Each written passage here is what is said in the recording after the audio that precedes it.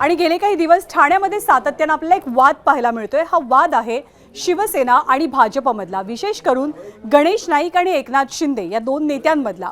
गणेश नाईकांनी काल जेव्हा विविध न्यूज चॅनल्सला मुलाखती दिल्या त्यामध्ये त्यांनी थेट एकनाथ शिंदेंना इशारा देत शिंदेंचा टांगा पलटी करणार असं विधान केलेलं।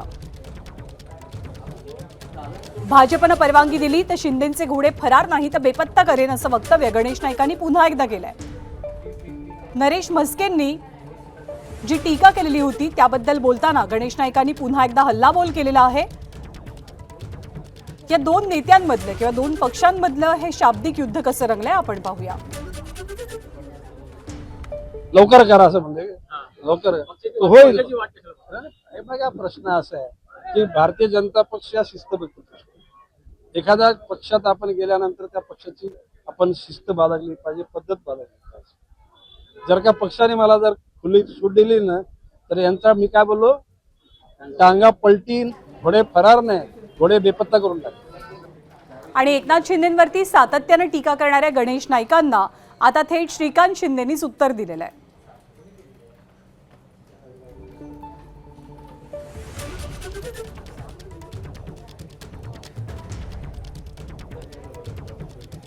हमरी तुमरी कोणाकडून होते? शिंदे साहेबांकडून नाही होत, आमच्याकडून कधीच होत नाही। आम्ही कधीच युतीच्या विरोधामध्ये किंवा युतीच्या कुठल्या नेत्याच्या विरोधामध्ये एकही स्टेटमेंट केले। शिंदे साहेब तो विरोधकांच्या विरोधामध्ये पण बोलत नाही। तेही तिथे सांगतात की टीकेला टीकेतून उत्तर देत नाही, ते कामातून उत्तर देतात।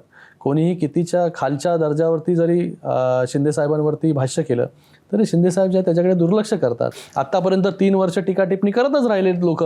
काय झालं त्याच्यातून लोकांनी मॅन्डेट जे आहे शिवसेनेला दिलंच ना।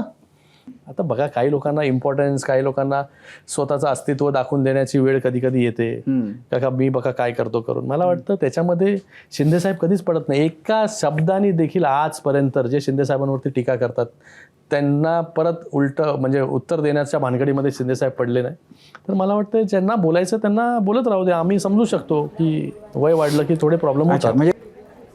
तर दोन नेत्यांमध्ये ठाण्यात सुरू असलेला हा सगळा वाद आणखी चिघळण्याची शक्यता आहे, कारण शंभूराज देसाई यांनी आता गणेश नाईकांना प्रति आव्हान दिलेलं आहे आणि भाजपकडनं सुद्धा त्याच्यावरती पलटवार केला जातोय।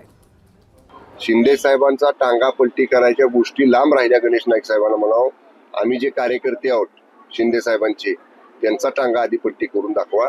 आम्ही सुद्धा शांत आहे, म्हणजे आम्ही महायुतीत आहे म्हणून शांत आहे। आम्हाला जर शिंदे साहेबांनी आदेश दिला तर साहेब राहू देत बाजूला, साहेबांचा याच्याशी काय संबंध नाही। आम्हीच गणेश नाईकांचा टांगा कुठं फरार करू ते त्याला सुद्धा कळणार नाही। महायुतीच्या समन्वय समितीमध्ये हेच ठरलं आहे की मतभेद आणि मनभेद होऊ नये, कुणी टोकाचं बोलू नये। त्यामुळे मला असं वाटतं आम्ही गणेश नाईक साहेबांशी पुन्हा बोलू, गणेश नाईक साहेबांशी चर्चा करू, कुणाकडनं काय झालंय तपासावं लागेल। एबीपी माझा, उघडा डोळे बघा नीट।